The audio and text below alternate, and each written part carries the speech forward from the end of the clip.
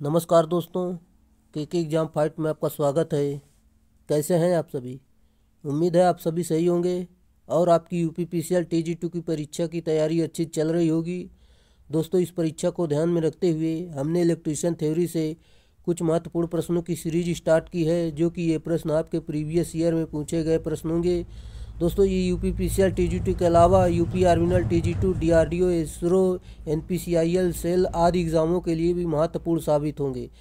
ITI level का आपका कोई भी एग्ज़ाम हो, इस सीरीज को देखकर उस एग्ज़ाम में चले जाना। दोस्तों, यहाँ से एक भी प्रश्न बाहर जाने वाला नहीं है। चलिए, आपका ज़्यादा टाइम न लेते हुए इन प्रश्नों की शुरुआत करते हैं। उससे पहले आपसे रिक्वेस्ट है, अगर आप चैनल पर नए, चैनल को सब्सक्राइब कर लीजिए और अपने दोस्तों में शेयर कर दीजिए। अगर वीडियो अच्छा लगता है तो वीडियो को लाइक ज़रूर करना। चलिए हम शुरुआत करते हैं।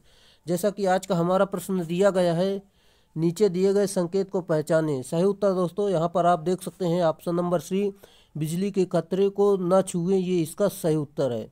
चलिए हम अगले प्रश्न पर चलते हैं। जैसा कि हमारा अगला प्रश्न दिया गया है, निम्नलिखित में से कौन सा सुरक्षा प्रोग्राम के मानों के संबंध में सही है? सही उत्तर दोस्तों ऑप्शन नंबर सी, जो कि 5 ES इसका राइट आंसर है।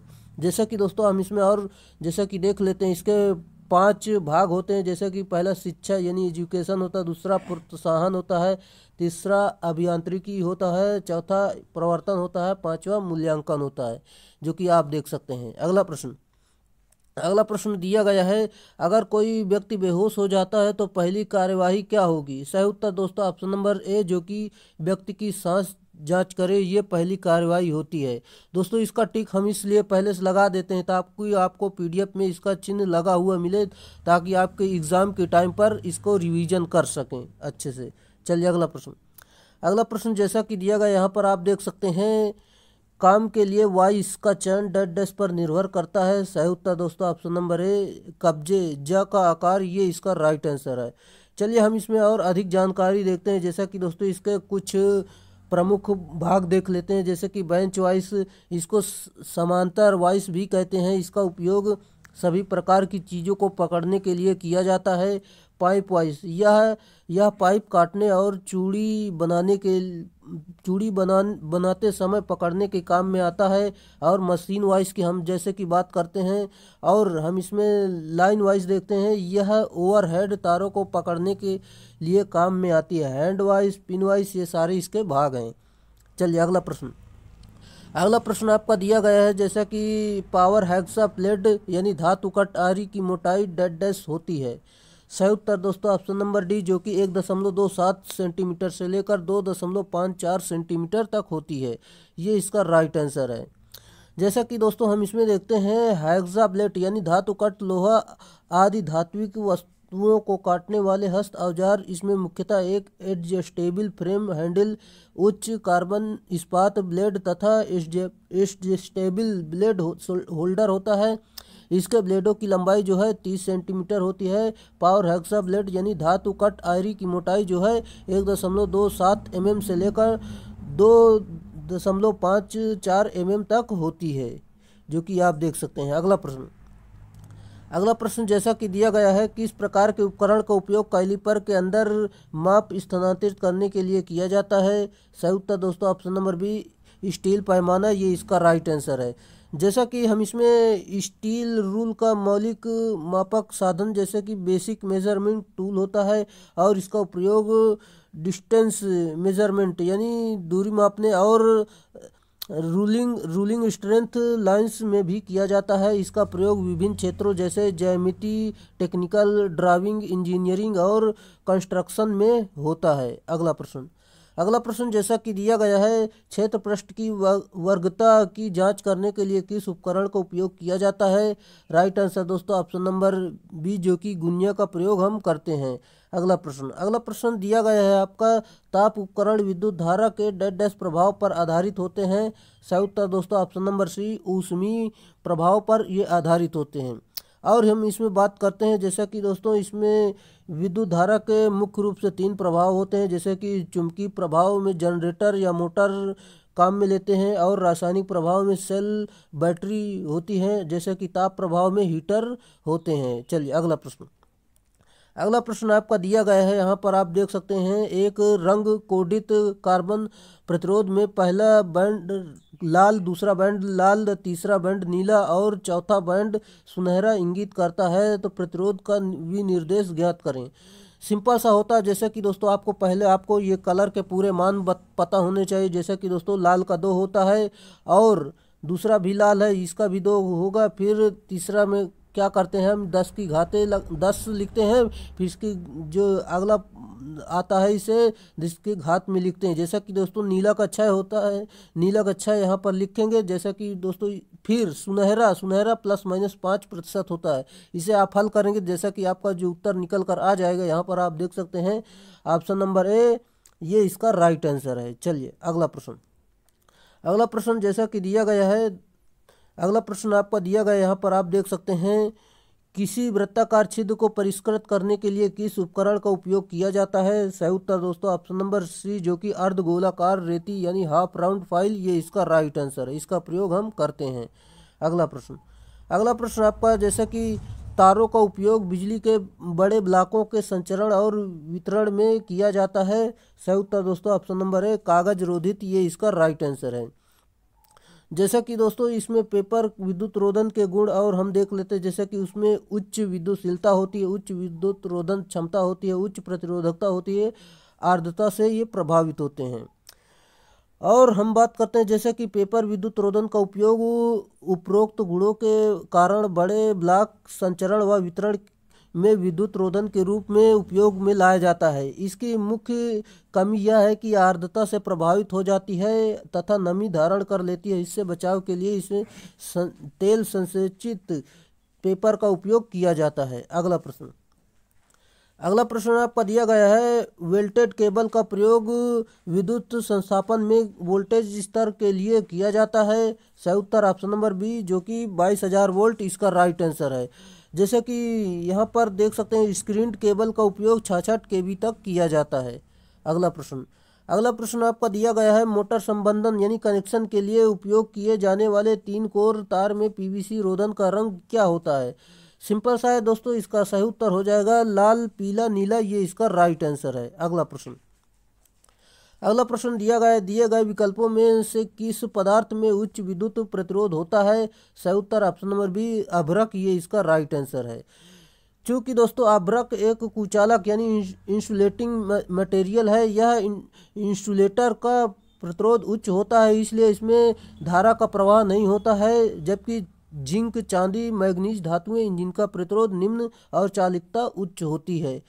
चलिए अगला प्रश्न। अगला प्रश्न आपका दिया गया है, उस विकल्प का चयन करें जो केवल वर्ग बी रोधन पदार्थ के उदाहरणों को सूचीबद्ध करता है। सही उत्तर दोस्तों ऑप्शन नंबर बी जो कि अभ्रक, स्टेबस और फाइबर ग्लास, ये इसके सही उत्तर हैं। अगला प्रश्न। अगला प्रश्न आपका दिया गया है, सोल्डरिंग में फ्लक्स का मुख्य उद्देश्य है। सही उत्तर ऑप्शन नंबर सी धातु की सतह को साफ और ऑक्साइड मुक्त करना, ये इसका राइट आंसर है। और हम इसमें देखते हैं जैसा कि इसके अन्य निम्नलिखित उद्देश्य हैं। जैसे कि हम देख लेते हैं, पहला उद्देश्य यह है, यह जोड़ी जाने वाली धातुओं की सतह से ऑक्सीकरण यानी ऑक्सीडेशन को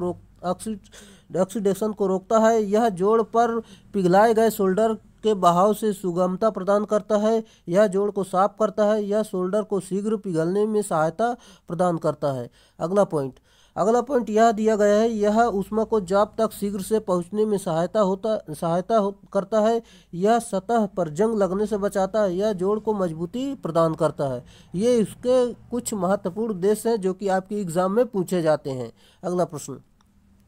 सोल्डरिंग करने के लिए अनुशंसित कॉन्फ़िगरेशन है। सही उत्तर दोस्तों ऑप्शन नंबर बी लैप जोड़, ये इसका राइट आंसर है। जैसा कि यहाँ पर आप देख सकते हैं जो कि दिए गए हैं। हम अगले प्रश्न पर चलते हैं। जैसा कि आपका अगला प्रश्न दिया गया है, HRC फ्यूज का फ्यूजिंग गुणांक है। सही उत्तर दोस्तों ऑप्शन नंबर डी 1.1, ये इसका राइट आंसर है। जैसा कि संगलक की वह न्यूनतम धारा जिस पर संगलक अवयव पिघल कर गिर जाता है, और HRC फ्यूज में फ्यूजिंग फैक्टर का मान 1.1 होता है। अगला प्रश्न। फ्यूज तार नहीं बनता है। सही उत्तर दोस्तों ऑप्शन नंबर डी स्टील का नहीं बनता है, जबकि सीसा, एल्युमिनियम, तांबे का फ्यूज तार बनाया जाता है।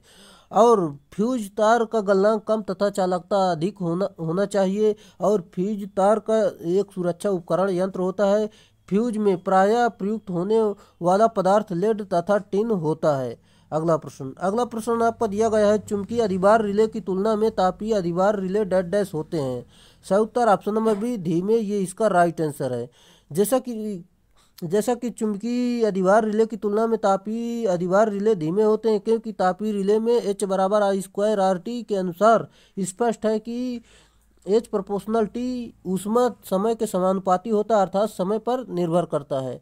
अगला प्रश्न आपका दिया गया है, बुकोल्ज रिले आमतौर पर डैश डैश पर संरक्षण के लिए इस्तेमाल किया जाता है। सही उत्तर ऑप्शन नंबर सी ट्रांसफार्मर, ये इसका सही उत्तर है। चलिए अगले प्रश्न पर चलते हैं। जैसा कि आपका अगला प्रश्न दिया गया है, निम्न में से कौन सा विकल्प रिचार्जेबल सेल है। सही उत्तर दोस्तों ऑप्शन नंबर डी सीसा अम्ल सेल, ये इसका राइट आंसर है। और इसके जैसे कि कुछ भाग देख लेते हैं, जैसा कि लेड एसिड सेल होता है, इसे भी पुनः चार्ज कर सकते हैं हम। निकिल कैडमियम और लिथियम आयन इत्यादि सेल रिचार्जेबल होते हैं। अगला प्रश्न, सीसा अम्ल सेल में किस विद्युत अपघट यानी इलेक्ट्रोलाइट का प्रयोग किया जाता है। सही उत्तर दोस्तों ऑप्शन नंबर डी जो कि सल्फ्यूरिक एसिड, ये इसका राइट आंसर है।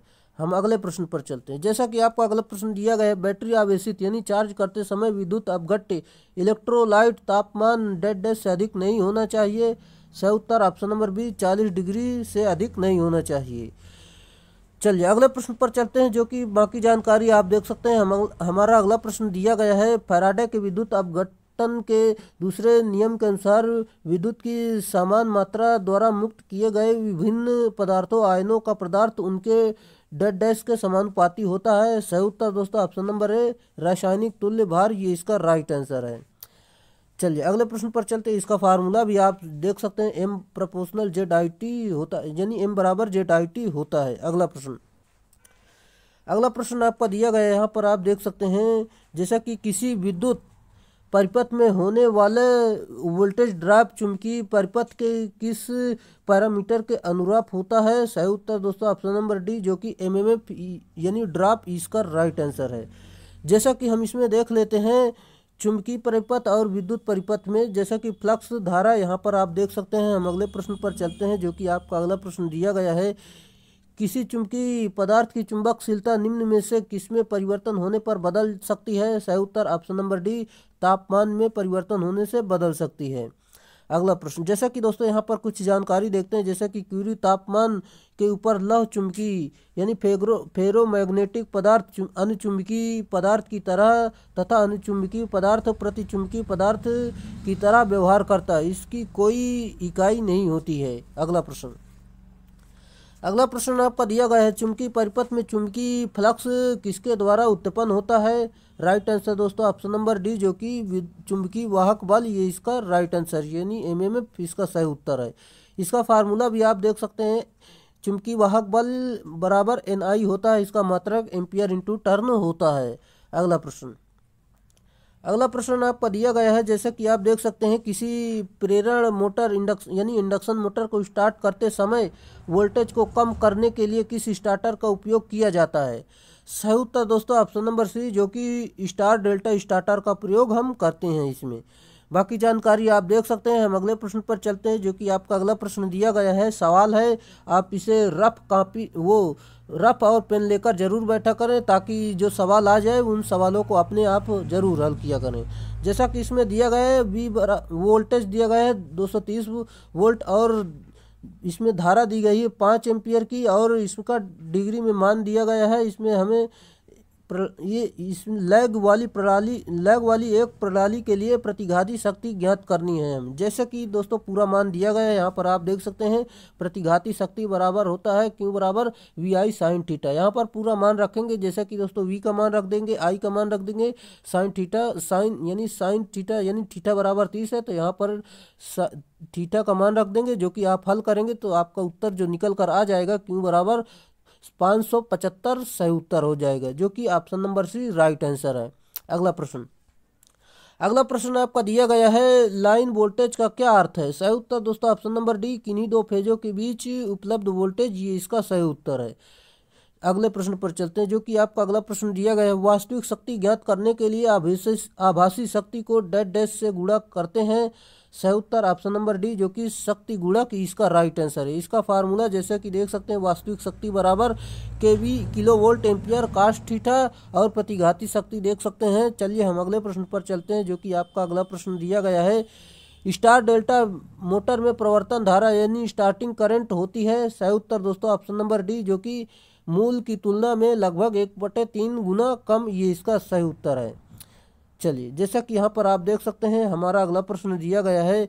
यदि एक 10 ओम के प्रतिरोध और 1 माइक्रोफैरड के संधारित्र को 230 वोल्ट और 50 हर्ट्ज एसी आपूर्ति से संयोजित यानी जोड़ा जाता है, तो परिपथ का धारती प्रतिघात कितना होगा।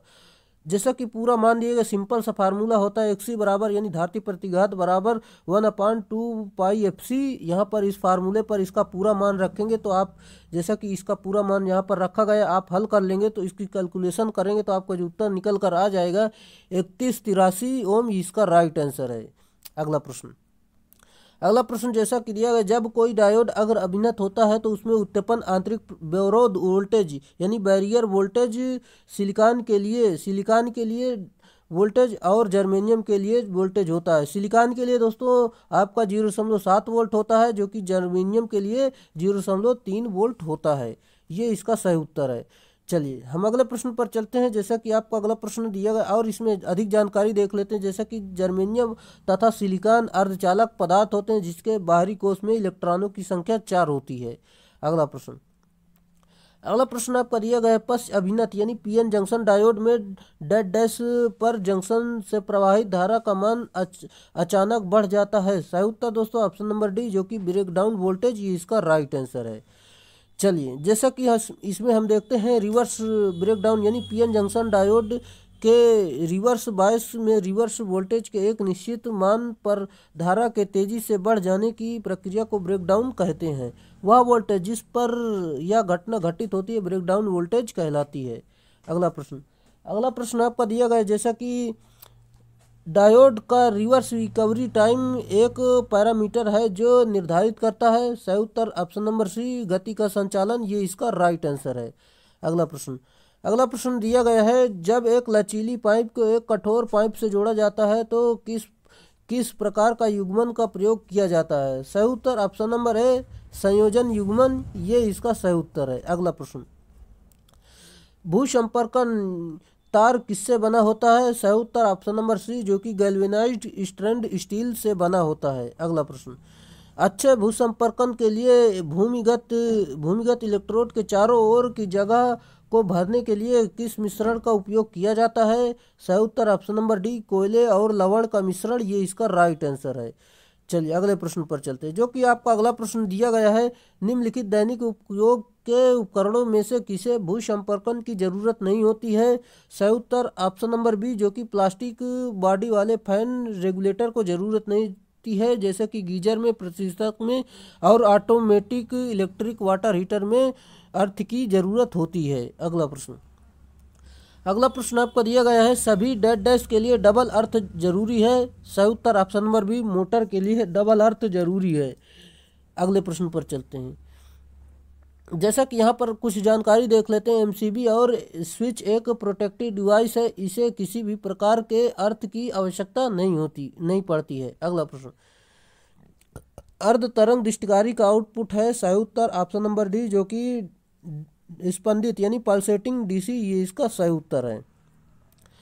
और इसमें जब डायोड अग्र बायस होता है तो आउटपुट प्राप्त होता है तथा पश्च बायस होता है तो आउटपुट नहीं देता, जिससे कि पल्सेटिंग आउटपुट प्राप्त होता है, जैसा कि आप डायग्राम द्वारा समझ सकते हैं। हम अगले प्रश्न पर चलते हैं, जैसा कि आपका अगला प्रश्न दिया गया है, फिल्टर सर्किट में इंडक्टर का कार्य होता है।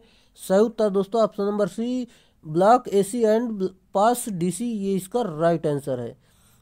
जैसा कि फिल्टर सर्किट द्वारा रेक्टिफायर से प्राप्त डीसी में उपस्थित हार्मोनिक्स को अलग करके नियत डीसी आउटपुट प्राप्त किया जाता है, और इंडक्टर का इंडक्टिव रिएक्टेंस आवृत्ति के अनुक्रमानुपाती होता है, जो कि यहाँ पर देख सकते हैं एक्सएल बराबर 2πfl होता है। अगला प्रश्न आपका दिया गया है, धारा अनुपात यानी IC/IE सामान्यतः 1 से कम रहता है और डेड डैश कहलाता है। सही उत्तर ऑप्शन नंबर सी अल्फा, ये इसका राइट आंसर है। अगला प्रश्न दिया गया है आपका, एनपीएन आधार के साथ धनात्मक सप्लाई पर दूसरे ट्रांजिस्टर टर्मिनलों के बीच ओम मीटर का पाठ्यांक होगा। सही उत्तर ऑप्शन नंबर डी उच्च प्रतिरोध, इसका सही उत्तर होगा। चलिए अगले प्रश्न पर चलते हैं, जो कि आपका अगला प्रश्न दिया गया है, जब कोई सिलिकॉन डायोड अग्रबासित होता है तो सीई यानी कॉमन इमीटर विन्यास हेतु वोल्टेज का मान होता है। सही उत्तर दोस्तों ऑप्शन नंबर सी, जो कि 0.7 वोल्ट, ये इसका सही उत्तर है। चलिए, जैसा कि दोस्तों आप यहाँ पर देख सकते हैं, जब कोई सिलिकॉन डायोड अग्रबासित होता है तो सीई विन्यास हेतु वोल्टेज का मान 0.7 वोल्ट तथा जर्मेनियम का 0.3 वोल्ट होता है, जो कि अभी आपको हमने बताया है। ये इसका सही व्याख्या थी। निम्नलिखित में से किस ट्रांजिस्टर परिपथ में वोल्टेज गेन अधिकतम होता है। सही उत्तर ऑप्शन नंबर ए, जो कि समानता संग्राहक, ये इसका सही उत्तर है। चलिए दोस्तों, अगले प्रश्न जाने से पहले दोस्तों आपसे रिक्वेस्ट है, अगर आपको वीडियो अच्छा लग रहा हो तो वीडियो को लाइक कर दें। अगर आप चैनल पे नए हैं तो चैनल को सब्सक्राइब कर दें। अगर हमारी इस सीरीज को फॉलो करते हैं तो पूरी वीडियो ज़रूर देखें दोस्तों, और जो शुरुआत से सारे वीडियो डाले हैं उन सभी को ज़रूर देखें, क्योंकि सभी अपने आप में अलग अलग प्रश्न है। कोई ऐसा प्रश्न नहीं जो कि दूसरी वीडियो में रिपीट हुआ हो, और जो छोटे छोटे टॉपिक थे उन्हें पहले ही हमने कवर कर दिया है, और अब उन टॉपिक से प्रश्नों की संख्या हम नहीं ले रहे हैं ताकि वो कवर हो चुके हैं। आप यहाँ से अपना पूरा सिलेबस भी कवर कर सकते हैं, और पूरी मान लो इसमें थ्योरी कराई जा रही है, जो कि आपके एग्ज़ाम के लिए महत्वपूर्ण होंगे। चलिए दोस्तों, अगले प्रश्न पर चलते हैं। जैसा कि आपका अगला प्रश्न दिया गया है, उस शक्ति प्रवर्धक यानी एम्पलीफायर को क्या कहते हैं जिससे कि संग्राही धारा केवल निविष्ट संकेत के धनात्मक अर्धचक्र में प्रवाहित होती है। सही उत्तर ऑप्शन नंबर डी, जो कि वर्ग बी प्रवर्धक यानी वर्ग बी एम्पलीफायर, ये इसका सही उत्तर है। अगला प्रश्न आपका दिया गया है, जैसा कि यहाँ पर देख लेते हैं। क्लास एक एम्पलीफायर की इनपुट सिग्नल पूरे समय के लिए 360 डिग्री प्रवाहित होती है। अगला प्रश्न आपका दिया गया है, यहाँ पर आप देख सकते हैं, यदि फीडबैक और फीडबैक अंश के बिना वोल्टेज लाभ क्रमशः AB और MV है तो ऋणात्मक वोल्टेज फीडबैक के साथ लाभ कितना होगा। जैसा कि दोस्तों इसका फार्मूला पूछा है, जो कि इसका फार्मूला हो जाएगा आपका, यहाँ पर देख सकते हैं AB/1 + AB × MV, इसका राइट आंसर है, जो कि देख सकते हैं।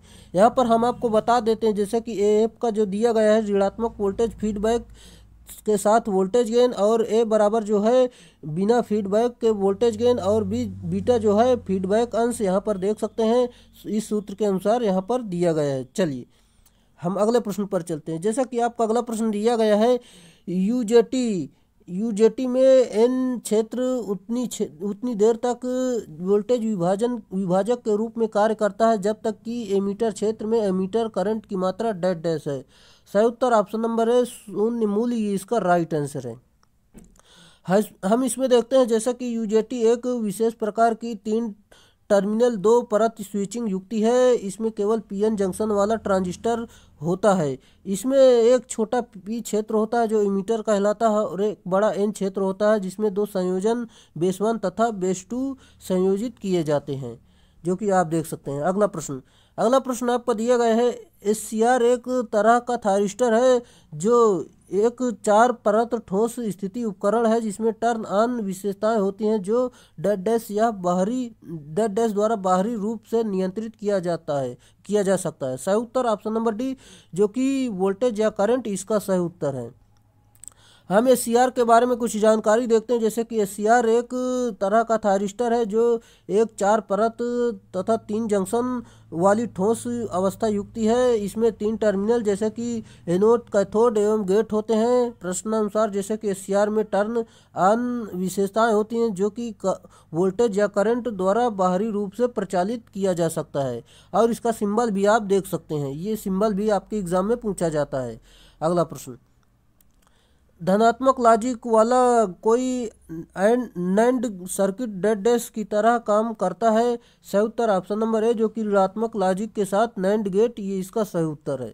जो कि यहाँ पर देख सकते हैं, इसकी सत्यता सारणी आप जान सकते हैं। यहाँ पर देख सकते हैं, इनपुट में 0 0 देंगे तो एंड गेट में तो 1 0 प्राप्त होगा, लेकिन नैंड गेट में आपका 1 प्राप्त होगा, जो कि देख सकते हैं आप। हम अगले प्रश्न पर चलते हैं। जैसा कि दोस्तों इसका सिंबल भी आप याद रखना है, जो कि सिंबल से भी प्रश्न आपके पूछ लिए जाते हैं। और नैंड गेट में पॉजिटिव लॉजिक का प्रयोग किया जाता है, जो कि नैंड सर्किट निगेटिव लॉजिक के साथ कार्य करता है। अगला प्रश्न दिया गया, निम्नलिखित में से कौन सा बाइनरी नंबर 20 के बराबर है? सही उत्तर ऑप्शन नंबर सी, जो कि 101000 इसका सही उत्तर है, जो कि यहाँ पर इसका हल भी दिया गया है, आप समझ सकते हैं। हम अगले प्रश्न पर चलते हैं। अगला प्रश्न आपका दिया गया, यहाँ पर देख सकते हैं आप, आई यानी भारतीय विद्युत नियम के अनुसार न्यूट्रल के लिए उपयोग किए जाने वाला रंग का कोड क्या है? सिंपल सा है, जैसा कि दोस्तों इसका सही उत्तर है ऑप्शन नंबर बी, जो कि काला अर्थ के लिए हरा होता है। यहाँ पर हम आपको बता देते हैं, जैसा कि दोस्तों RYB जो होते हैं ये फेज के होते हैं, जैसे कि लाल पीला नीला ये फेज के लिए होते हैं, न्यूट्रल जो काला और अर्थ के लिए हरा होता है। अगला प्रश्न आपका दिया गया, एक 4 पोल एकल परत लैप वाउंड आर्मेचर के समांतर पथों की संख्या कितनी होगी?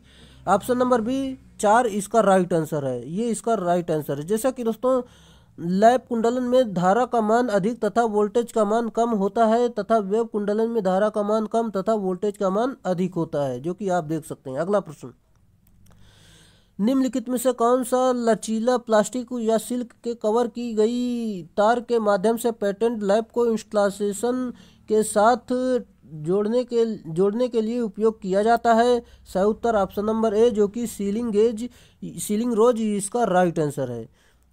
जैसा कि सीलिंग रोज लचीला प्लास्टिक या सिल्क कवर की गई तार के माध्यम से पेटेंट लैप को इंस्टॉलेशन के साथ जोड़ने के लिए उपयोग किया जाता है, जो कि इसके डायग्राम आप देख सकते हैं। जैसा कि सीलिंग रोज के बारे में आप जानकारी देख सकते हैं। हम अगले प्रश्न पर चलते हैं, जो कि आपका अगला प्रश्न दिया गया है, आई यानी इंडियन इलेक्ट्रिसिटी नियमों के अनुसार इसके मुताबिक लाइट और पंखे के लिए एक परिपथ में 10 से अधिक का कुल लोड नहीं होना चाहिए। सही उत्तर ऑप्शन नंबर डी, 800 वाट से अधिक नहीं होना चाहिए।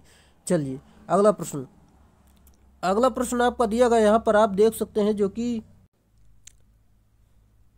निम्नलिखित में से किस कम्यूटेशन विधि में इंटरपोल का प्रयोग किया जाता है, जिसके कारण ब्रशों को घूर्णन की दिशा में अग्रवर्ती होने की आवश्यकता नहीं होती है? सही उत्तर दोस्तों ऑप्शन नंबर ए, जो कि इंटरपोल विधि, ये इसका सही उत्तर है। चलिए, जैसा कि हम इसमें इंटरपोल के बारे में आपको बता देते हैं। जैसा कि यहाँ पर दिया गया, इंटरपोल को हम कम पोल के नाम से भी जानते हैं। यह छोटा पोल होता है जिसे इंटरपोलर क्षेत्र में लगाते हैं। यह आर्मेचर के रिएक्शन के क्रॉस मैग्नेटाइजिंग प्रभाव को कम करता है। इंटरपोल पर कुंडलन होता है जो आर्मेचर कुंडलन में सीरीज में जुड़ा होता है, और इसमें भी वही धारा बहती है जो आर्मेचर कुंडलन में बहती है।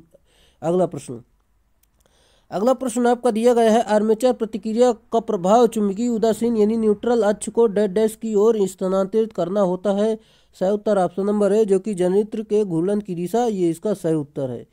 चलिए यहाँ पर हम देखते हैं, जैसे कि चुंबकीय उदासीन अक्ष MNA एक ऐसी अक्ष होती है जहाँ पर प्रेरित विद्युत वाहक बल का मान 0 होता है, अर्थात कोई भी विद्युत वाहक बल नहीं प्रेरित होती है, जिससे निर्भर पर MNA तथा GNA एक ही अक्ष पर होता है। अगला प्रश्न आपका दिया गया है, जब मोटर का आर्मेचर चुंबकीय क्षेत्र में घूर्णन करता है तो यह बल की चुंबकीय रेखाओं को काटता है, और फिर सही उत्तर दोस्तों ऑप्शन नंबर सी, विद्युत वाहक बल यानी EMF प्रेरित होता है, ये इसका सही उत्तर है। चलिए दोस्तों, हम अगले प्रश्न जाने से पहले आपको जानकारी देना चाहेंगे, जैसा कि अगर आपको इस वीडियो की PDF चाहिए तो ये टेलीग्राम चैनल ज्वाइन कर सकते हैं, यहाँ पर इसकी PDF दे दी जाएगी। अगला प्रश्न आपका दिया गया है, AC पर DC मोटर चलाने के लिए आवश्यक परिवर्तन की पहचान करें। जैसा कि दोस्तों इसका सही उत्तर हो जाएगा कम्यूटेशन का उन्मूलन, ये इसका राइट आंसर है। अगला प्रश्न, निम्नलिखित जनरेटरों में से किस कुंडलन यानी कॉइल के 2 भागों में बांटा गया है? सही उत्तर ऑप्शन नंबर डी, जो कि कंपाउंड वाउंड जनरेटर, ये इसका सही उत्तर है। यहाँ पर हम देखते हैं, जैसा कि यहाँ पर दिया गया है, एक भाग आर्मेचर के सीरीज में तथा दूसरा भाग आर्मेचर के समांतर में कनेक्ट किया जाता है। आर्मेचर के श्रेणी क्रम में जोड़ा गया फील्ड वाइंडिंग का भाग सीरीज फील्ड और उसके समांतर में जोड़ा गया भाग शंट फील्ड कहलाता है। और इसमें हम देखते हैं, जैसा कि शंट फील्ड पतले तार तथा अधिक लपेट वाली यानी अधिक टर्न वाली बनाई जाती है, जिससे कि वह आर्मेचर द्वारा उत्पन्न विद्युत वाहक बल सहन कर सके। इसके विपरीत सीरीज फील्ड वाइंडिंग मोटे तार तथा कम लपेट वाली बनाई जाती है, जिससे कि वह पूर्ण आर्मेचर धारा को वहन कर सके। जो कि इसकी कुछ इंपॉर्टेंट व्याख्या थी जो कि आपको जानना बेहद जरूरी था। हम अगले प्रश्न पर चलते हैं। एक पोल से दूसरे पोल के प्रभाव से गुजरने पर आर्मेचर करंट में परिवर्तन को डेड डैश कहा जाता है। सही उत्तर ऑप्शन नंबर डी, जो कि कम्यूटेशन कहते हैं। अगला प्रश्न दिया गया है, जनरेटर के आर्मेचर कोर में लेमिनेशन की मोटाई डेड डैश होती है। सही उत्तर ऑप्शन नंबर बी, जो कि 0.35 मिलीमीटर से लेकर 0.5 मिलीमीटर, ये इसका राइट आंसर है। अगला प्रश्न जैसा कि दिया गया है, यहाँ पर आप देख सकते हैं, यहाँ पर दिया गया है the torque of A DC motor की डायरेक्टली प्रोपोर्शनल टू द, यहाँ पर देख सकते हैं, यहाँ पर दिया गया डीसी मोटर की बलाघूर्ण फ्लक्स तथा आर्मेचर धारा के गुणनफल के अनुपातिक होती है। ये इसका ऑप्शन नंबर सी सही उत्तर हो जाएगा। Field flux and armature current, ये इसका राइट आंसर है। अगला प्रश्न दिया गया है, डीसी मोटर के घूमने की दिशा का परिवर्तन कैसे किया जा सकता है। सही उत्तर ऑप्शन नंबर ए, जो कि आर्मेचर धारा अथवा क्षेत्र धारा की दिशा बदलने से, ये इसका सही उत्तर हो जाएगा। जैसा कि डीसी मोटर के घूमने की दिशा परिवर्तन आर्मेचर धारा अथवा क्षेत्र धारा की दिशा बदलने के लिए किया जाता है। यदि डीसी मोटर में क्षेत्र धारा तथा आर्मेचर धारा को एक साथ विपरीत किया जाता है तो मोटर की दिशा अपवर्तित रहेगी। अगला प्रश्न, स्टेटर में सिरा प्लेट की संख्या होती है। सही उत्तर ऑप्शन नंबर बी, जो कि 2 होती है, जिसमें दोस्तों बेरिंग लगे होते हैं तथा जिसमें शाफ्ट पर लगाया जाता है जिसको। अगला प्रश्न दिया गया है आपका, डीसी जनरेटर में ब्रशों को अत्यधिक तनाव होने के कारण, सही उत्तर ऑप्शन नंबर डी, कम्यूटेटर गर्म हो जाता है और परत घिस जाती है। ये इसका सही उत्तर है। अगला प्रश्न आपका दिया गया है, संयुक्त पद डीसी मोटर के घूर्णन की दिशा निम्नलिखित को आपस में परस्पर बदल करके प्रभावी ढंग से विपरीत की जा सकती है। सही उत्तर ऑप्शन नंबर सी, जो कि आर्मेचर कनेक्शंस, ये इसका सही उत्तर है। यहाँ पर हम देखते हैं, जैसा कि अगले प्रश्न पर चलते हैं। आपका अगला प्रश्न दिया गया है, डीसी मोटर को निम्नलिखित द्वारा सरलता से पहचाना जा सकता है।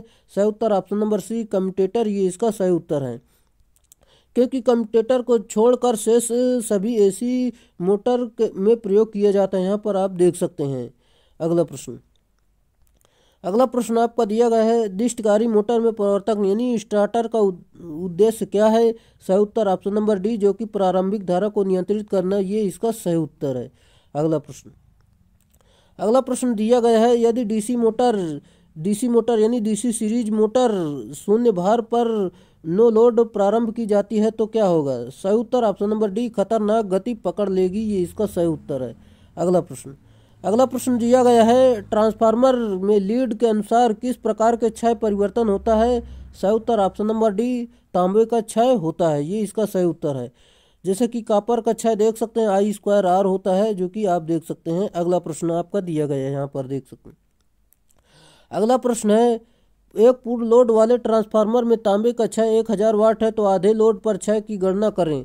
सिंपल सा फार्मूला होता है, जैसा कि दोस्तों आप इसे हल करें तो आपको जो उत्तर निकल कर आएगा 250 वाट। यहाँ पर हम आपको बता देते हैं, जैसे कि यहाँ पर देख सकते हैं, अर्ध भार पर तांबा क्षय 1/2 का होल स्क्वायर, जो कि आधा दिया गया है ना, उसी का होल स्क्वायर कर देंगे, इसमें गुणे में 1000, यहाँ से इसका भाग दे देंगे, जो कि 250 वाट आपका सही उत्तर आ जाएगा। किस प्रकार के ट्रांसफार्मर का प्रयोग वोल्टेज स्टेबलाइजर के रूप में वोल्टेज स्टेबलाइजर के लिए किया जाता है। सही उत्तर ऑप्शन नंबर डी, जो कि ऑटो ट्रांसफार्मर प्रकार का, ये इसका सही उत्तर है। यहाँ पर हम देखते हैं, जैसे कि ऑटो ट्रांसफार्मर में केवल एक वाइंडिंग होती है जो कि प्राइमरी और सेकेंडरी दोनों का कार्य करती है।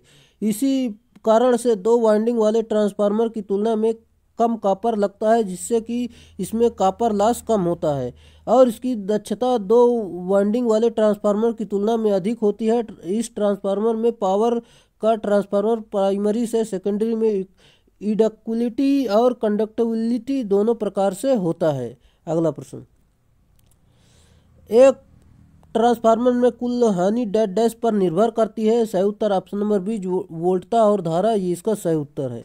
अगला प्रश्न, अगला प्रश्न आपका दिया गया, यहाँ पर आप देख सकते हैं निम्नलिखित में से कौन सा विकल्प परिणामित का सहायक नहीं है। सही उत्तर दोस्तों ऑप्शन नंबर है विगलक इसका सही उत्तर है। चलिए अगला प्रश्न आपका दिया गया है, निम्नलिखित में से कौन सा विकल्प परिणामित ट्रांसफार्मर का सहायक भाग नहीं है। सही उत्तर ऑप्शन नंबर है विगलक, ये इसका सही उत्तर है। जैसा कि दोस्तों और इसमें देख सकते हैं ब्रीदर होता है, पुशिंग होता है और कंजर्वेटर जो कि होते हैं। और यहाँ पर हम देखते हैं यह निर्भर पर परिपथ को जोड़ने एवं तोड़ने का कार्य करता है। इसकी रेटिंग एम्पियर में होती है। परिणामी श्रेणी ट्रांसफार्मर के सहायक भाग जो हैं श्वसक, व्यस्तर, संरक्षी, बुकोल रिले जो कि WTI और OTI वेंट वाल्व आदि होते हैं। अगला प्रश्न आपका दिया गया है, ऊंचाई यानी स्टेप अप परिणामी श्रेणी ट्रांसफार्मर में प्राथमिक से द्वितीयक कॉइल तक डैश। राइट आंसर दोस्तों ऑप्शन नंबर सी वोल्टता बढ़ती है, ये इसका सही उत्तर है, जैसा कि आप देख सकते हैं। अगला प्रश्न देख सकते हैं आप यहाँ पर दोस्तों, इसका फार्मूला भी आप देख सकते हैं। यहाँ पर इसका फार्मूले से आपको प्रश्न बनते हैं जो कि इसे आपको याद रखना बेहद जरूरी है। अगला प्रश्न दिया गया है, एक ट्रांसफार्मर में दो प्रेरित कुंडलियां डैश होती हैं। सही उत्तर ऑप्शन नंबर है जो कि विद्युत रूप से अलग और चुंबकीय रूप से संबंध होती हैं। दोस्तों ये प्रश्न आपके DRDO एग्जाम जो हुआ था, ये प्रश्न आपको DRDO एग्जाम में पूछा गया था। चलिए अगला प्रश्न आपका दिया गया, यहाँ पर आप देख सकते हैं किसी धारा मापी में कोई शंट समांतर क्रम में लगा हुआ है। इस धारा मापी को परिपथ में श्रेणी क्रम में संयोजित किया गया है। अब इस संपूर्ण युक्ति को कहा जाता है। सही उत्तर ऑप्शन नंबर बी अमीटर, ये इसका सही उत्तर है। इस धारा मापी को परिपथ में श्रेणी में संयोजित किया जाता है। अब इस संपूर्ण युक्ति को अमीटर हम कहते हैं। अगला प्रश्न आपका दिया गया है, एक ऊर्जा मीटर में मीटर स्थिरांक जो है 1200 रिवर्स किलोवाट आवर दिखाया जाता है। यदि डिस्क 26 रिवोल्यूशन पूरा करता है तब ऊर्जा खपत होगी। सही उत्तर दोस्तों, जैसा कि दोस्तों हम इसे हल करते हैं, यहाँ पर आप देख सकते हैं, यहाँ पर जैसा कि इसमें चक्रों की संख्या दी गई, चक्र बराबर एक चक्र हेतु यहाँ पर देख सकते हैं आप, यहाँ पर पूरा मान यहाँ पर देख सकते हैं, इसका पूरा मान रखा गया है जो कि 26 चक्र हेतु खपत यहाँ पर देख सकते हैं मान रखकर इसे हल कर लिया गया जो कि आपका 1300 वाट मिनट इसका राइट आंसर हो जाएगा, जैसा कि ऑप्शन नंबर डी सही उत्तर हो जाएगा। अगला प्रश्न आपका दिया गया है, निम्नलिखित में से किसका माप पोटेंशियोमीटर से नहीं किया जा सकता। सही उत्तर ऑप्शन नंबर बी पावर, ये इसका सही उत्तर है। इससे वोल्टेज तथा धारा का मापन करते हैं। इसका संक्षिप्त नाम जो है POT होता है। अगला प्रश्न, चरमांतर वोल्टता मापने के लिए प्रयुक्त उपकरण है। सही उत्तर ऑप्शन नंबर है CRO, इसका राइट आंसर है। जैसा कि दोस्तों इसमें अधिकतम वोल्टेज बराबर रेखा की लंबाई गुणे विक्षेप की सुग्राहिता जो कि देख सकते हैं, और वर्ग माध्य मूल वोल्टता तो आप सभी लोग जानते होंगे जो कि लंबाई अपान √2 होता है और गुणे में विक्षेप की सुग्राहिता होती है। अगला प्रश्न, ऊर्जा या घरेलू ऊर्जा मीटर को पढ़ा जाता है। सही उत्तर ऑप्शन नंबर डी जो कि किलोवाट घंटा, ये इसका सही उत्तर है। अगला प्रश्न दिया गया है आपका, मीटर जो वोल्टेज मापता है कहलाता है। सही उत्तर option number C volt meter, ये इसका राइट आंसर है। वोल्ट मीटर का आविष्कार M ऑरेस्टेड ने 1819 ईस्वी में किया गया था। वोल्ट मीटर किसी विद्युत परिपथ में धारा प्रवाह के दौरान दो बिंदुओं के बीच विभव के अंतर को मापता है कि दोनों वोल्टेज में कितना अंतर होता है। अगला प्रश्न आपका दिया गया है, निम्न में से किसके मापन के लिए मल्टीमीटर का उपयोग किया जा सकता है। सही उत्तर ऑप्शन नंबर डी, जैसा कि दोस्तों DC वोल्टेज, प्रतिरोध और AC ये सभी वोल्टेज को माप सकता है। अगले प्रश्न पर चलते हैं। आपका अगला प्रश्न दिया गया है, किस धारा मापी को अमीटर से कैसे परिवर्तित किया जा सकता है। सही उत्तर दोस्तों ऑप्शन नंबर ए धारा मापी के साथ समांतर क्रम में एक नियत मान प्रतिरोध जोड़कर, ये इसका सही उत्तर है। अगला प्रश्न दिया गया है, विद्युत परिपथ में निम्नलिखित को मापने के लिए एमीटर का प्रयोग किया जाता है। सही उत्तर ऑप्शन नंबर ए धारा को मापने के लिए हम एमीटर का प्रयोग करते हैं, जो कि दोस्तों वोल्टेज को मापने के लिए वोल्टता को मापने के लिए वोल्टेज का, रेजिस्टेंस को मापने के लिए प्रतिरोध का, शक्ति को मापने के लिए पावर का प्रयोग हम करते हैं। पावर यानी शक्ति की इकाई होती है। अगला प्रश्न आपका दिया गया, यहाँ पर आप देख सकते हैं 3 फेज प्रेरण मोटर के स्टेटर में उत्पन्न चुंबकीय क्षेत्र डैश डैश पर घूर्णन करता है। सही उत्तर ऑप्शन नंबर सी, जो कि तुल्यकालिक गति, ये इसका सही उत्तर है। अगला प्रश्न, 3 फेज प्रेरण मोटर में स्टार डेल्टा स्टार्टर मुख्यतः डैश डैश के लिए प्रयोग किया जाता है। सही उत्तर ऑप्शन नंबर सी, जो कि प्रारंभिक धारा कम करने के लिए, ये इसका सही उत्तर है। बाकी जानकारी आप देख सकते हैं यहाँ पर, जैसा कि दिया गया है, स्टार डेल्टा स्टार्टर का प्रयोग 5 HP से लेकर 20 HP तक की प्रेरण मोटर को स्टार्ट करने के लिए किया जाता है। ड्यूल स्टार्टर का उपयोग 5 HP के मोटरों के लिए किया जाता है। ऑटो ट्रांसफार्मर स्टार्टर का प्रयोग 20 HP तक की मोटरों के लिए किया जाता है। अगला प्रश्न आपका दिया गया है, 900 RPM पर चल रही 50 हर्ट्ज 6 ध्रुव यानी 6 पोल 3 चरण प्रेरण मोटर की तकरीबन दक्षता कितनी होगी। जैसा कि दोस्तों यहाँ पर देख सकते हैं, n बराबर दिया गया, यहाँ पर स्पीड दी गई है RPM में, जो कि यहाँ पर फार्मूला होता है, आप देख सकते हैं n बराबर 120 F/P होता है।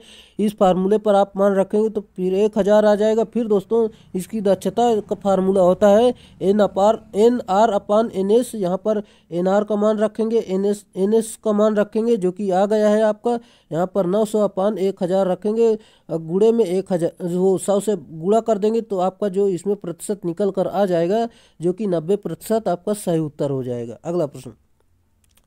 अगला प्रश्न आपका दिया गया है, सर्पी यानी स्लिप रिंग वलय प्रेरण मोटर में होता है। सही उत्तर ऑप्शन नंबर सी, जो कि उच्च प्रारंभिक बलाघूर्ण होता है, ये इसका सही उत्तर है। जैसा कि हम इसमें देखते हैं, स्लिप रिंग प्रेरण यानी इंडक्शन मोटर के रोटर पर त्रिकला स्टार संबंध में वाइंडिंग की जाती है। अगला पॉइंट दिया गया है, सर्पी वलय प्रेरण मोटर के रोटर वाइंडिंग के पोलों और फेजों की संख्या स्टेटर वाइंडिंग के पोलों और फेजों की संख्या के बराबर होती है। अगला प्रश्न आपको दिया गया है, प्रेरण मोटर में रेंगने का कारण है। सही उत्तर ऑप्शन नंबर सी, जो कि मोटर में हार्मोनिक उत्पन्न होना, ये इसका सही उत्तर है। जैसा कि हम इसमें देख लेते हैं, क्राउलिंग परिघटना केवल स्क्वायरल केज प्रेरण मोटर में होती है। कभी कभी प्रेरण मोटर को सप्लाई देने पर अपने तुल्यकालिक गति के NS/7वें गति पर घूमने लगती है। इस परिघटना को क्राउलिंग कहते हैं हम। अगला प्रश्न आपका दिया गया है, जैसा कि आप देख सकते हैं, यहाँ पर दिया गया है, स्लिप्ड फ्लेज इंडक्शन मोटर के स्टेटर में 2 समानांतर वाइंडिंग प्रदान की जाती हैं, जो एक दूसरे से कितनी कोणीय दूरी पर स्थित होती हैं। सही उत्तर ऑप्शन नंबर ए, जो कि स्पेस में 90 डिग्री इलेक्ट्रिकल डिग्रीज, ये इसका सही उत्तर है, जो कि आप देख सकते हैं। हम अगले प्रश्न पर चलते हैं। अगला प्रश्न आपका दिया गया है, किसी एकल यानी सिंगल फेज मोटर की चक्रण दिशा को डैश डैश के द्वारा बदला जा सकता है। सही उत्तर ऑप्शन नंबर ए, चल या प्रारंभिक वाइंडिंग टर्मिनलों के किसी एक में बदलाव करके, ये इसका सही उत्तर है। अगला प्रश्न दिया गया है, किसी single phase capacitor start motor को कैपेसिटर स्टार्ट में अपकेंद्री स्विच डैश डैश से जोड़ा गया है। सही उत्तर option number D, starting winding के साथ सीरीज में जोड़ा जाता है, ये इसका सही उत्तर है। अगला प्रश्न, निम्नलिखित में से किस उपकरण के लिए सबसे कम रेटिंग की मोटर की आवश्यकता होती है। सही उत्तर ऑप्शन नंबर बी, जो कि बिजली की घड़ी, ये इसका सही उत्तर होगा। जैसा कि बिजली की घड़ी के लिए शेडेड पोल मोटर यानी सिंगल फेज तुल्यकालिक मोटर प्रयोग में लाई जाती है। अगला प्रश्न दिया गया है, एक परिक्रमण प्रति मिनट की निम्न गति वाली कौन सी एकल कला मोटर उपलब्ध है। सही उत्तर ऑप्शन नंबर ए, छादित यानी शेडेड पोल, ये इसका सही उत्तर है। अगला प्रश्न, अपकेंद्री स्विच का उपयोग सामान्यतः किया जाता है। सही उत्तर option number C, capacitor start capacitor run motor में इसका प्रयोग किया जाता है, जो प्रारंभिक वाइंडिंग के साथ श्रेणी में संयोजित होता है। अगला प्रश्न, रिलक्टेंस मोटर में बलाघूर्ण यानी टार्क की मदद से उत्पन्न होता है। सही उत्तर ऑप्शन नंबर सी, चुंबकीय क्षेत्र, ये इसका सही उत्तर है। अगला प्रश्न, प्रतिकर्षण मोटर में ब्रशों को जोड़ा जाता है। सही उत्तर ऑप्शन नंबर सी, एक दूसरे से जंपर तार की मदद से जोड़ा जाता है, ये इसका सही उत्तर है। अगला प्रश्न, एक ऐसी मोटर जिसमें रोटर वाइंडिंग नहीं होती है, वह है क्या हो। सही उत्तर दोस्तों option number C, hysteresis motor होती है, जिसमें कि इसमें वाइंडिंग नहीं होती है। इसमें हम देखते हैं हिस्टैरिसीस मोटर लगभग तुल्यकालिक के समान होती है। हिस्टैरिसीस मोटर में डीसी सप्लाई की आवश्यकता नहीं पड़ती है। अगला प्रश्न आपका दिया गया चित्र में आपको बताना है ये किस मोटर का डायग्राम इसमें बना हुआ है। जैसा कि हम इसमें बात करते हैं ये रिपल्सन मोटर होती है, जो कि ऑप्शन नंबर ए आपका सही उत्तर हो जाएगा। चलिए अगले प्रश्न पर चलते हैं, जो कि आपका अगला प्रश्न दिया गया है उच्च गतिशील प्रत्यावर्तित में उपयोगी घूर्णित्र यानी रोटर्स डैश डैश है। सही उत्तर दोस्तों ऑप्शन नंबर बी बेलनाकार पोल घूर्णित्र, ये इसका सही उत्तर है। जैसा कि हम इसमें देखते हैं इस रोटर की अच्छी लंबाई अधिक होती है और व्यास कम होता है। यह ठोस स्टील का बनाया जाता है और यह क्षेत्र कुंडलन स्थापित करने के लिए इसकी परिधि पर खांचे कटे होते हैं। इसकी घूर्णन गति 1500 आरपीएम से लेकर 3000 आरपीएम तक। आउटपुट इसमें जो होता है वोल्टेज 5000 मतलब 50,000 किलो वोल्ट से लेकर 2 लाख किलो वोल्ट एम्पियर तक होती है। इसकी जो उपयोग स्टीम टरबाइन अल्टरनेटर तथा टर्बो अल्टरनेटर्स में किया जाता है। अगला प्रश्न आपका दिया गया है प्रत्यावर्तिक यानी अल्टरनेटर के डैश डैश के सिद्धांत पर काम करते हैं। सही उत्तर दोस्तों ऑप्शन नंबर डी, जो कि फैराडे के नियम पर ये कार्य करते हैं। इस सिद्धांत के अनुसार जब किसी चालक एवं चुंबकीय क्षेत्र के बीच सापेक्ष गति के कारण चुंबकीय बल रेखाओं का प्रतिच्छेदन होता है तो उस चालक में विद्युतवाहक बल उत्पन्न हो जाता है। ये इसका कुछ व्याख्या थी। चलिए प्रत्यावर्तित यानी अल्टरनेटर में डैश निर्धारित किया जाता है। सही उत्तर ऑप्शन नंबर बी, जो कि किलो वोल्ट एम्पियर, ये इसका सही उत्तर है। अगला प्रश्न आपका दिया गया है, यहाँ पर आप देख सकते हैं एक प्रत्यावर्तक में प्रेरित ईएमएफ यानी इलेक्ट्रोमोटिव फोर्स की आवृत्ति डैश डैश दी जाती है। सही उत्तर दोस्तों ऑप्शन नंबर बी, जो कि इसका फार्मूला होता है एफ बराबर PN 120 होता है। चलिए जो कि दोस्तों इसको आप कई बार देखे होंगे, जो कि आपको ये रटा ही होगा। अगला प्रश्न जैसा कि दिया गया यहाँ पर आप देख सकते हैं निम्नलिखित में से कौन सा समीकरण तुल्यकालिक मशीनों की कार्य पद्धति को परिभाषित करता है। सही उत्तर ऑप्शन नंबर ए, जो कि एफ बराबर PN 120/120, ये इसका सही उत्तर होगा। अगला प्रश्न आपका दिया गया है निम्न में से कौन सा सिंक्रोनस मोटर में हंटिंग का कारण नहीं है। सही उत्तर ऑप्शन नंबर डी, जो कि वायु घर्षण, ये इसका कारण नहीं है। जबकि दोस्तों पंचशील आवृत्ति और मतलब दोस्तों परिवर्तनशील आवृत्ति और परिवर्तनशील भार और परिवर्तनशील प्रदाय विभव ये इसके कारण हैं। जबकि ऑप्शन नंबर डी ये इसका कारण नहीं है। जैसा कि दोस्तों इसमें हम देखते हैं सिंक्रोनस मोटर में हंटिंग परिवर्तनशील आवृत्ति परिवर्तनशील भार या भार परिवर्तनशील प्रदाय विभव के कारण होता है। हंटिंग कम करने के लिए ध्रुवों नालों व अवमंदन कुंडलों के स्थापन द्वारा किया जाता है। अगला प्रश्न आपका दिया गया है सप्लाई आवृत्ति जब 50 हर्ट्ज है तो 12 पोल तुल्यकालिक मोटर को तुल्यकालिक गति डैश डैश है। सही उत्तर दोस्तों जैसा कि दोस्तों इसका पूरा मान दिया गया यहाँ पर आप देख सकते हैं। इस फार्मूले पर आप मान रखेंगे तो आपका जो उत्तर निकल कर आएगा 500 RPM इसका राइट आंसर है। अगला प्रश्न दिया गया जैसा कि आप देख सकते हैं गैर निरावेशी लैंप की पूरी तरह से जलने में कुछ समय लेते हैं। निम्नलिखित में से कौन सा लैंप पूरी तरह से जलने में तुलनात्मक रूप से ज़्यादा समय लेता है। सिंपल सा है, जो कि option number C sodium vapour lamp यही अधिक समय लेता है, जो कि 10 से 15 मिनट अधिक समय लेता है। चलिए सोडियम डिस्चार्ज लैंप 45, 60 और 85 एवं 140 वाट तक के वोल्टेज तक के बनाए जाते हैं। सोडियम डिस्चार्ज लैंप 40 से 50 ल्यूमेन का प्रकाश उत्पन्न करते हैं। इसमें हम देखते हैं जैसा कि दोस्तों इसका उपयोग सड़कों की प्रकाश व्यवस्था तथा औद्योगिक प्रतिष्ठानों में रात्रि में सुरक्षा की दृष्टि से स्थापित प्रकाश व्यवस्था में किया जाता है। अगला प्रश्न जैसा कि दिया गया है किसी लैंप परिपथ में प्रज्वलक का प्रयोग किया जाता है। सही उत्तर ऑप्शन नंबर डी, जो कि HPMV लैंप ये इसका सही उत्तर है। चलिए जैसा कि दोस्तों उच्च दाब मरकरी वेपर लैंप परिपथ में प्रज्वलक का प्रयोग किया जाता है। यह लैंप को स्टार्ट करने में काम आता है। अगला प्रश्न दिया गया है जैसा कि बल्बों की एक श्रृंखला सेट में फ्लैशर का कार्य डैश डैश है। सही उत्तर ऑप्शन नंबर है, जो कि बिना रोशनी के सर्किट को बनाना और तोड़ना ये इसका सही उत्तर है।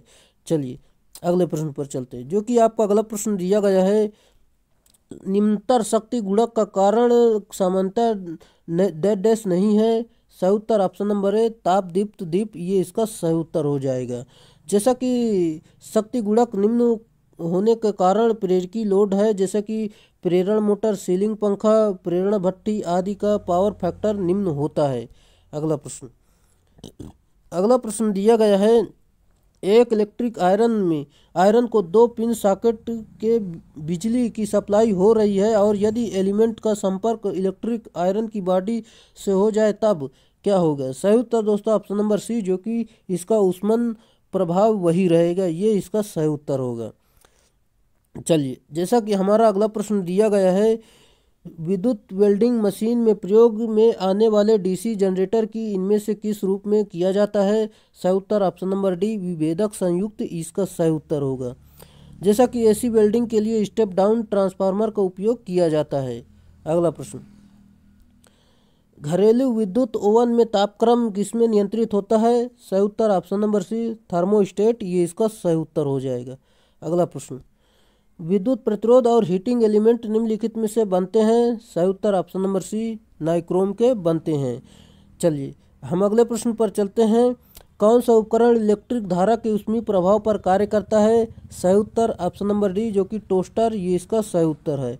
और इसमें टोस्टर इलेक्ट्रिक धारा के ऊष्मीय प्रभाव पर कार्य करता है। इसका फार्मूला जैसा कि हानि का फार्मूला होता है, यानी ऊष्मा का फार्मूला होता है H बराबर I²RT, जो कि आप देख सकते हैं।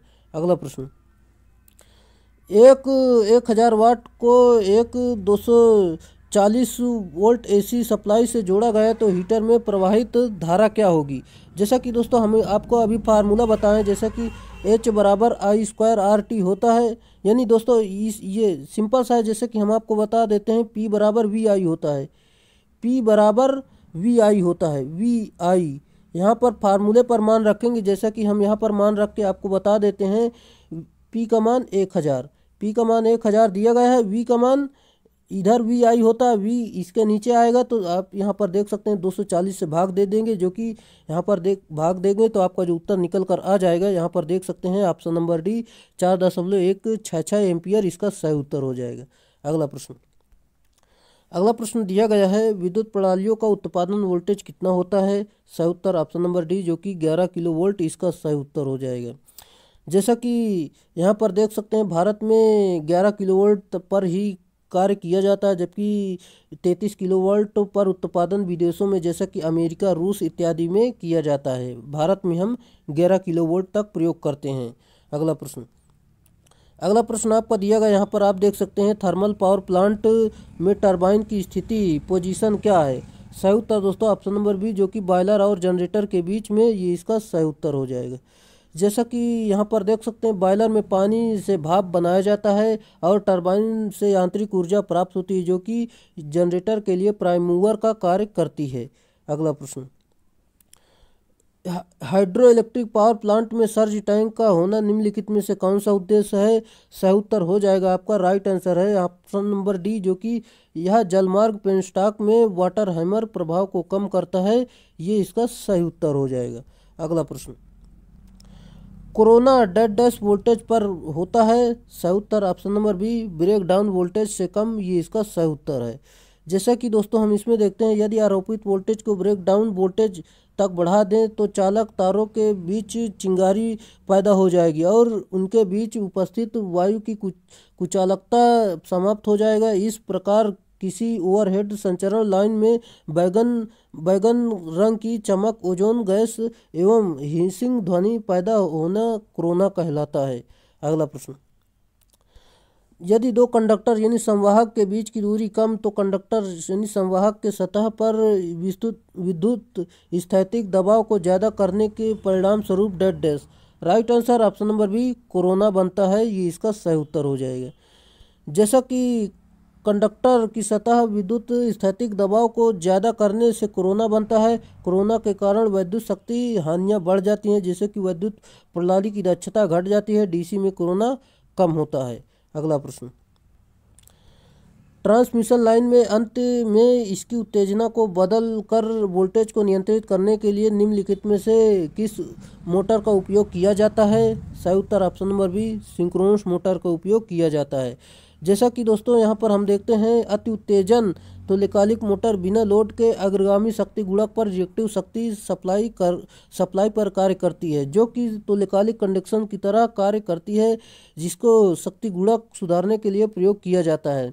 जब यह तुल्यकालिक मोटर बिना यांत्रिक लोड के चलाई जाती है तो इसका एकमात्र कार्य जो कि अग्रगामी धारा होता है, जो कि इस समय मोटरें तुल्यकालिक कंडक्टर कहलाती हैं।